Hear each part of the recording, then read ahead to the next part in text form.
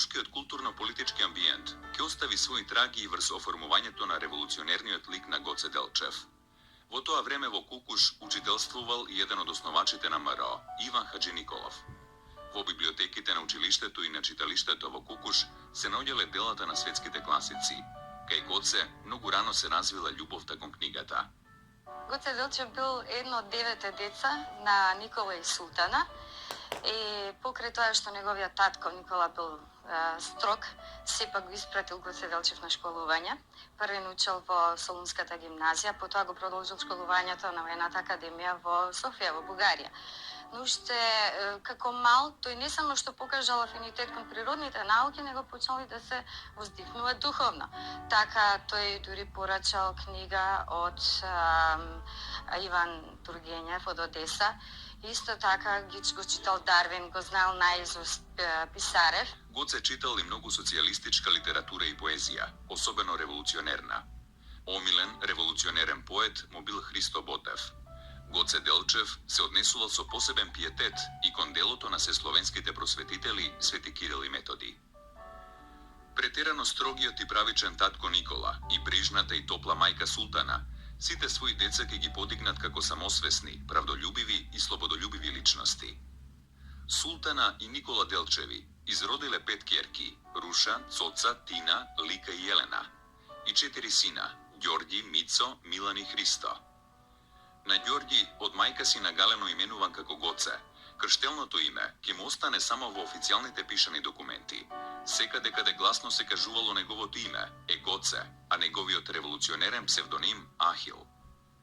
Своето школување го започна во унијатското училиште во мојот Кукуш. Таму ја завршив и екзархиската прогимназија.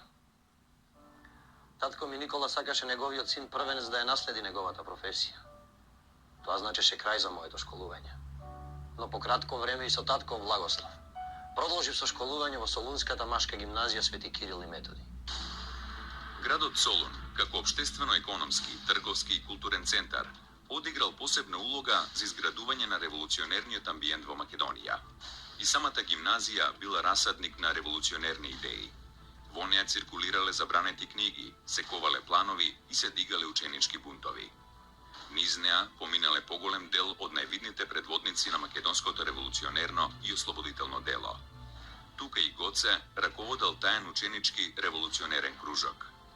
Насочувајќи се кон патот на ослободителната борба, тој повторува дека слободата се искупува со крвави жртви и дека тие жртви треба да се дадат, но како?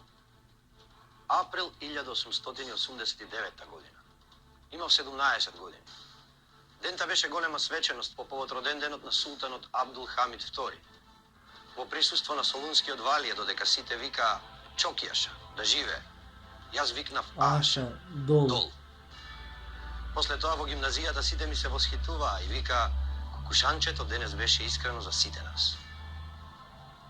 Во 1891 година Гоце се запишал во војното училиште во Софија.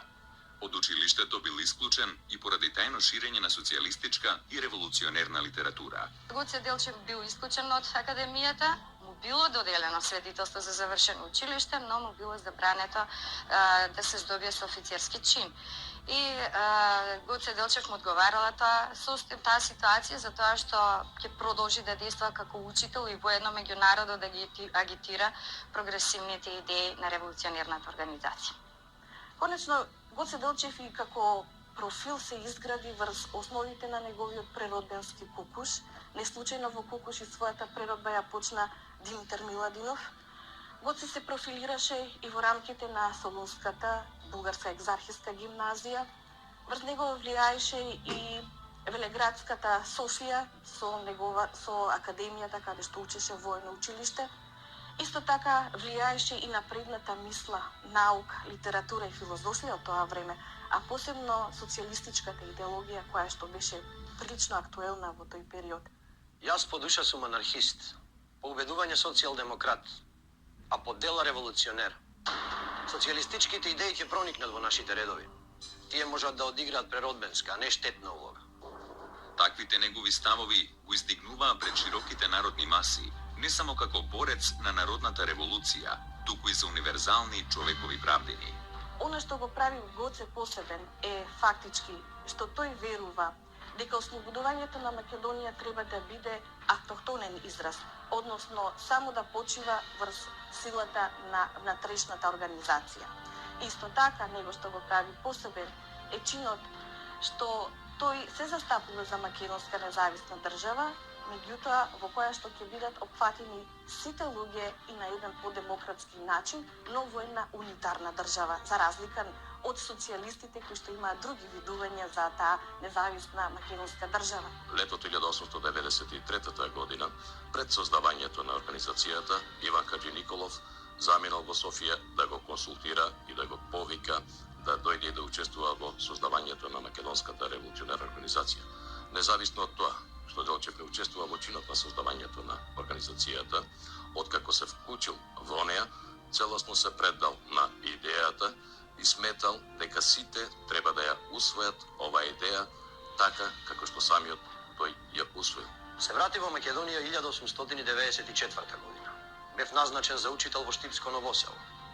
Како учител во прогимназиското училиште предавав историја, географија, геометрија и француски јазик.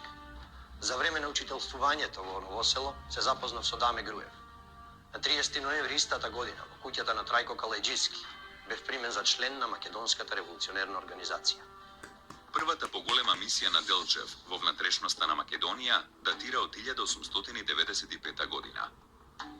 Конкретно на 1895 година Гоце Делчев извршил нова ревизија на револуционерните реони во Македонија, при што ги зацврстил пограничните реони, создава револуционерни комитети, уредува револуционерни канали преку Ѓустендил, Разлог, Царево село, денешно Делчево, Виница, Штип и други градови за пренесување на оружје, писма и револуционерна литература. Преку еден таков канал, во април 1896 година, по налог на Гоце било испратено оружје, муниција и бомби за Битолскиот револуционерен округ преку кираџијата Доне Стојанов Тошев, Дончо Штипјанчето. За време на Доневата афера, вниманието на турските власти било свртено и врз Гоце Делчев. И тој се нашол меѓу осумничените. Гоце посебно го привлекол вниманието на турските власти по неговото враќање од Софија, кога се пројавил како организатор на протестната штипска мартовска демонстрација поради зверското турско убиство на 18-годишен македонски младинец.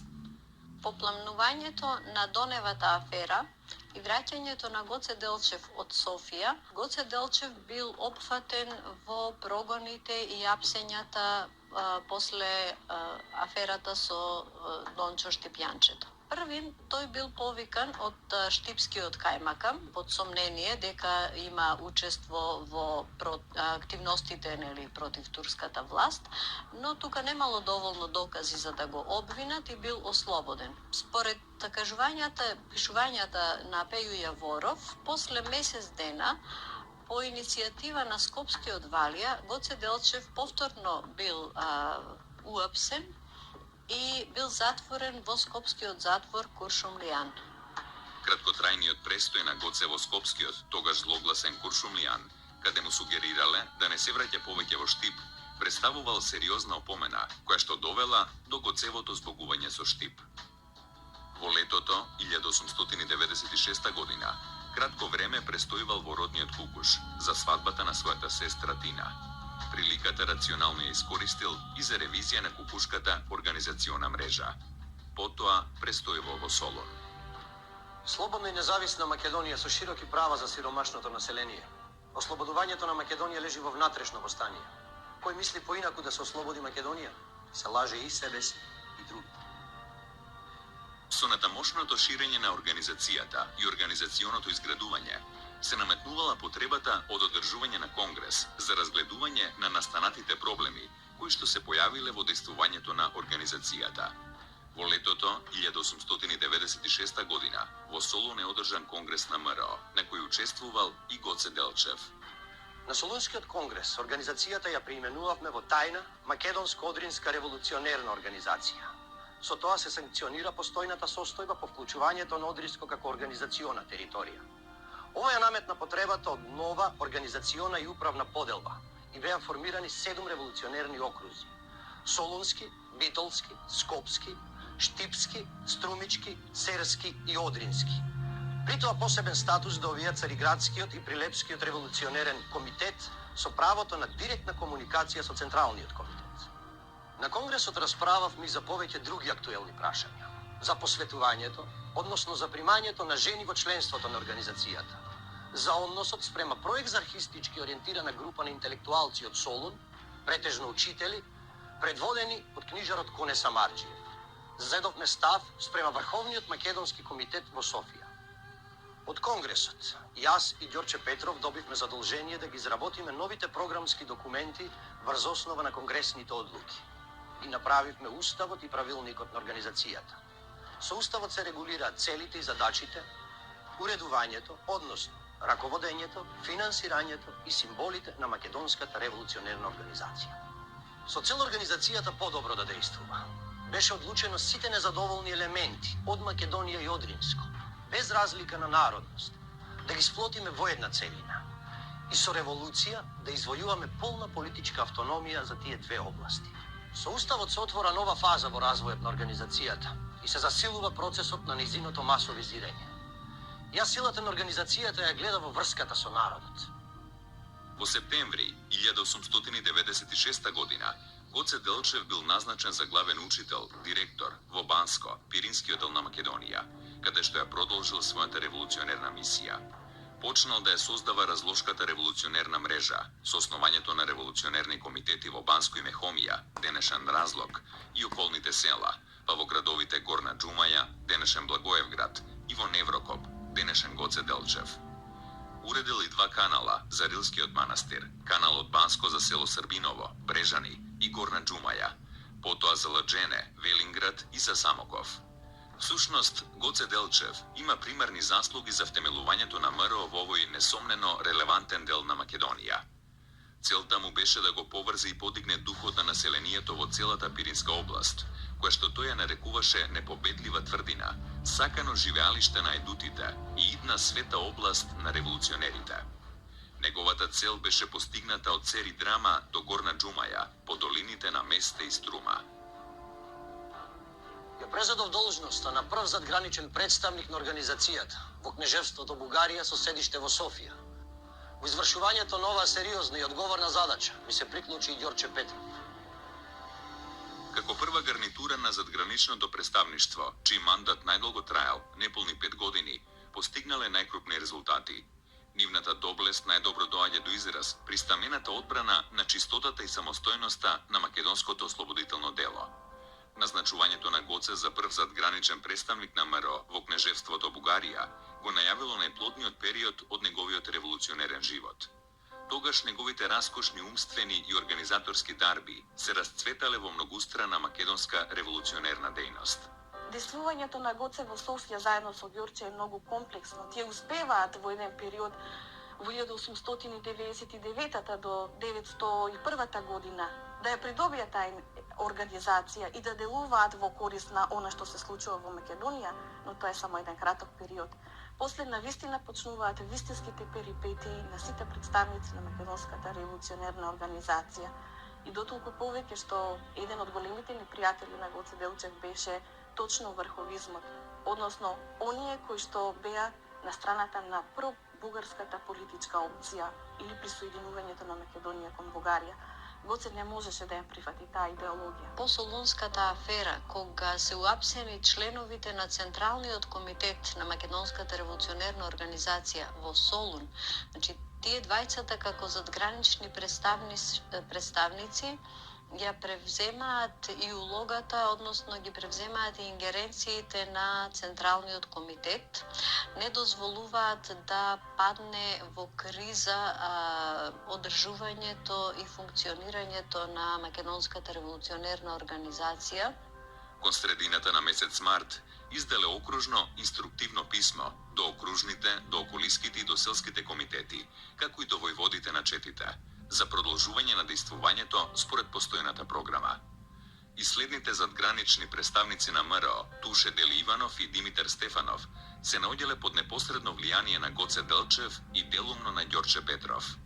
Гоце Делчев ја носи и заслугата за формирањето, па и за раководењето на вооружената сила на Македонската револуционерна организација.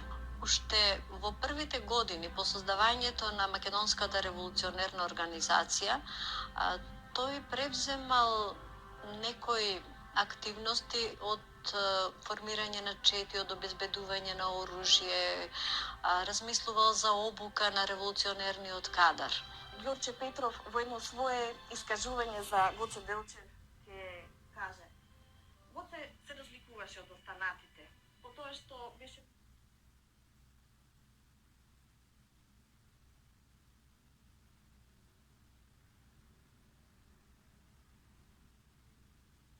Јас сум Катерина, најмалата внука на Гоце Делчев. Јас дојдох при вас. Не чеках вие да дојдете, да бидам и учителка, да бидам и просветител, да бидам и во затвор на бугарите. Од мала 16 годишна тргнах по неговиот пат. Следех секој негов чекор. Кратко кажано, сакате си ја земјата и следете си ја историјата од кај сме дошле и до што сме дошле. Тоа и се гледаме во некоја наредна прилика. Чао!